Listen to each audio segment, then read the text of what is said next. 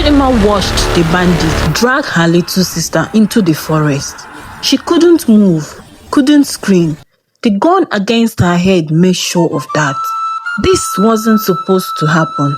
They were just going home for Christmas. Her name is Chidinma. She's 23. She works in Lagos. Every December, she goes back to Enugu to see her family. It's a long drive, 8 hours on a good day, longer if there is traffic. This year, her parents decided to travel down together. Her father, her mother, her younger sister Adora, who is 16, and her. They packed the car with gifts, clothes, food, everything they would need for the Christmas in the village. They left Lagos at 6 a.m. on December 22nd. They wanted to avoid traffic. They wanted to get there before dark. They never made it. Everything was fine until they got to Kogi State. The road was empty, too empty. Chidinma's father noticed it at first. Where are all other cars? He asked. Usually, this road is busy. Trucks, buses, private cars. But that afternoon, they were alone. Just their Honda driving through the bush. Maybe we are early, her mother said, but she sounded nervous. Then they saw them. Men standing in the middle of the road, about 10 of them. Some were young, some looked like teenagers. All of them had guns. Big ones, AK-47, the kind you see in movies. They were wearing normal clothes, jeans, t-shirts, sneakers, but they had scarves covering their faces. Chidinma's father slowed down. Lock your door, he said quietly, but it was too late. They surrounded the car. One of them smashed the driver's window with the butt of his gun. Glass exploded everywhere. Come out now, he shouted in Hausa. Her father raised his hands. Please, we don't want trouble. We are just... The man hit him hard across the face with the gun. Her father fell out of the car, bleeding. Papa! Adora screamed. Shut up! Another bandit yanked, opened the back door and pulled her out. She was crying, shaking. They pulled all of them out, made them kneel on the ground. The sun was hot. The road was dusty. Chidinma could hear her mother praying under her breath. That's when she saw the bus. It was parked on the side of the road, a public transport bus, the kind that goes from state to state. Its windows were broken.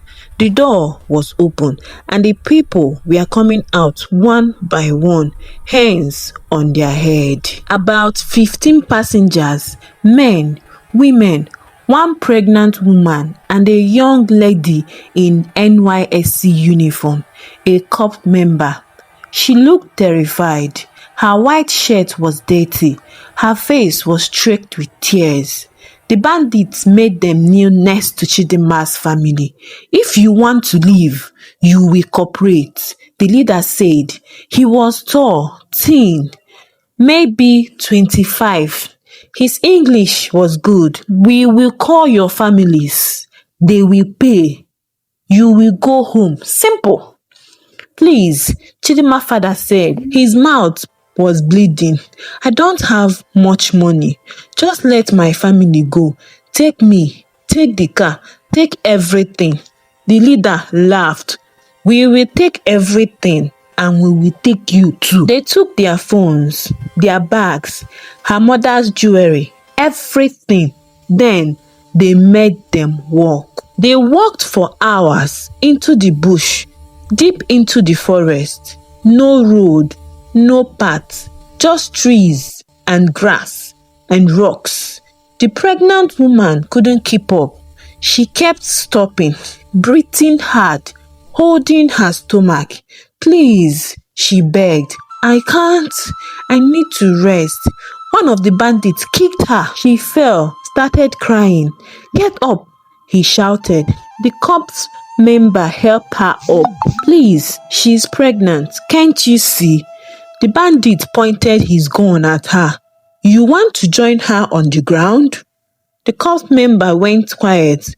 but she stayed next to the pregnant woman, helped her walk. Chidinma was behind them. Adora was holding her hand so tight it hurt. She hadn't stopped crying. "It's going to be okay," Chidinma whispered to her. She didn't believe it, but she had to say something. They walked until it got dark. Then the bandits made them stop. They were in a camp, not a real camp, just a clearing in the forest. There were makeshift shelters, tarps tied to trees, a fire pit, and more bandits. At least 20 of them, and other people. Kidnapped people like them. Some looked like they've been there for days, weeks, maybe. Dirty, thin, and hopeless. "Welcome to your new home," the leader said. "You stay here until your families pay. Some of you will leave tomorrow. Some of you will stay longer." They separated them, men on the side, while women on the other side. They took Chidinma's father away. She tried to run to him, but a bandit grabbed her, threw her to the ground. "Papa!" she screamed. "Chidinma, take care of your sister," he shouted. Then he was gone into the darkness. Her mother, Adora, and Chidinma huddled together. The camp member sat near them. The pregnant woman was lying down, breathing hard. "What's your name?" Chidinma asked the corps member quietly. "Blessing," she said. "I was going home to Kaduna for Christmas." She started crying. "My parents don't know where I am." The first night was the worst. They didn't give them food, didn't give them water, just made them sit there in the cold. The forest at night is terrifying. Every sound makes you jump. Animals, insects, gunshots in the distance. Some of the women were praying, some were crying. The pregnant woman was moaning. She kept saying her stomach hurts. Around midnight, the bandits brought one man out, one of the passengers from the bus. They made him kneel in front of everyone. "This man's family has refused to pay," the leader said, "so we will send them a message." They beat him right there, in front of all of them, with sticks, with guns. He screamed and screamed until he couldn't scream anymore. Then they dragged him back into the darkness. Adora buried her face in Chidinma's shoulder. "I want to go home," she sobbed. "We will," Chidinma lied. "We will." The next morning, they gave them their phones, one by one, to call their families. When it was Chidinma's turn, they handed her a small Nokia, dialed her uncle's number. He picked up on the first ring. "Hello? Who is this?" "Uncle, it's me, Chidinma. The bandits snatched the phone from her." "Listen carefully," he said into the phone. "We have your brother, his wife, and his 2 daughters. If you want to see them again, you will pay 10 million naira. You have just 3 days." 10 million? Chidinma heard her uncle scream through the phone. "Where would I find 10 million naira? Please, we don't have..." The bandits hung up, smiled at her. 3 days. If he doesn't pay, we will sell you." "Sell me?" Her voice shook. "Sell me? Where?" He didn't answer, just laughed and walked away. Blessing got to call next. Her call was worse. Her parents picked up, started crying immediately, begging, promising to pay anything. 5 million. The bandits told them, "You have 2 days." But Blessing's father is a teacher. Teachers don't have 5 million. "Please," Blessing begged the bandits after the call. "My parents are poor. They can't afford this. Please." "Then you will stay here," he said, "or we will sell you. There are people who buy girls like you. They pay good money." Days passed. 3 days. 4 days. Christmas came and went. They didn't celebrate. They didn't pray. They just waited. Some families paid. Those people left. They watched them walk out of the camp, escorted by bandits back to the road.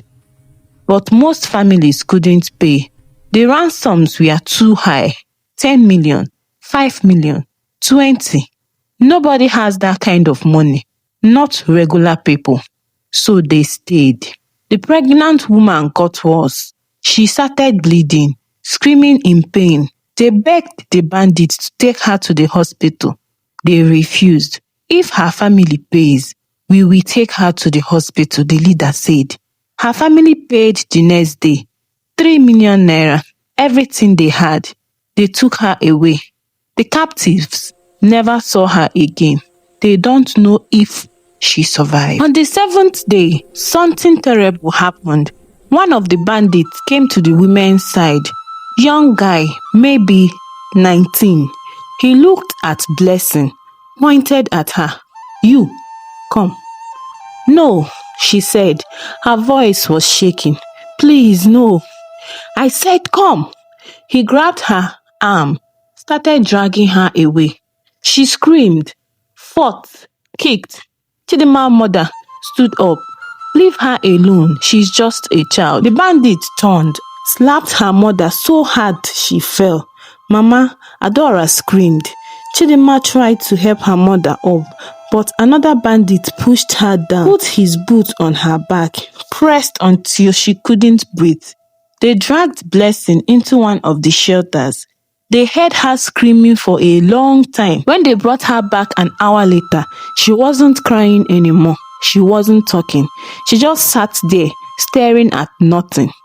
Chidima tried to talk to her. She still didn't respond. She was gone, still breathing, but gone. On the 10th day, Chidima's uncles paid. Not 10 million. He didn't have that. He borrowed money from everyone, sold land, sold his car, got 4 million naira. The bandits accepted it. They came for them that afternoon. Her mother, Adora, and Chidima. You are going home, the leader said. What about my father? Chidima asked. His side of the family must pay separately 5 million. You said 10 million for all of us. I changed my mind. He smiled. 5 million for him or he stays. They didn't have 5 million. They had nothing left. They let them go, but they kept her father. They blindfolded them and put them in the back of a truck, drove for hours. Then they pushed them out on the side of a road somewhere in Kogi. If you tell the police, we will find you. One bandit said, we know where you live. We know your family. If you talk, we will come back. And next time, we will kill all of you. Then they drove away. They were alone on the side of the road. No phones, no money, no idea where they were. A good Samaritan stopped. An old man in Pigot. He took them to the nearest police station. The police wrote a report, took their statement, promised to investigate, but they all knew nothing will happen. These things happen every day in Nigeria. Hundreds of people kidnapped every month. Most are never found. They made it back to Lagos 3 days later. Chidima's uncle sent them money for transport. They have been trying to raise the 5 million for her father, begging, borrowing, selling everything they have. It's been 2 months now. They are still 4 million short. The bandits called sometimes, but from different numbers, always the same message. Pay or he dies. Last week, they sent a video. Her father on his knees, blindfolded, begging them to pay. He looks so thin, so tired, like he's already dead. Her mother cries every day. Adora stopped going to school. She has nightmares, wakes up screaming. And Blessing. Chidima found out she made it home 2 weeks after they did. Her family paid, but she's not the same. She doesn't leave her house, doesn't talk to anyone. Her parents said she tried to kill herself twice. Chidima is telling this story because people need to know. This is happening right now in Nigeria every day. Fulani herdsmen, bandits, kidnappers, they control the roads, they control the forest. They take whoever they want and nobody stops them. The government does nothing. The police do nothing. They are on their own. If you are traveling this Christmas, please be careful. Don't drive at night. Don't take empty roads.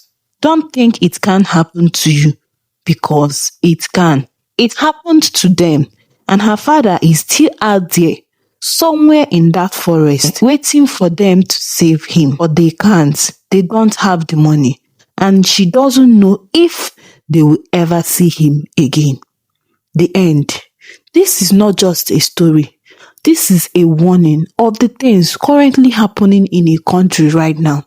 Please be safe and know that your life is worth more than anything else. I will see you in my next video. Do not forget to subscribe, like, comment, and tell me your own experience so far. Stay safe.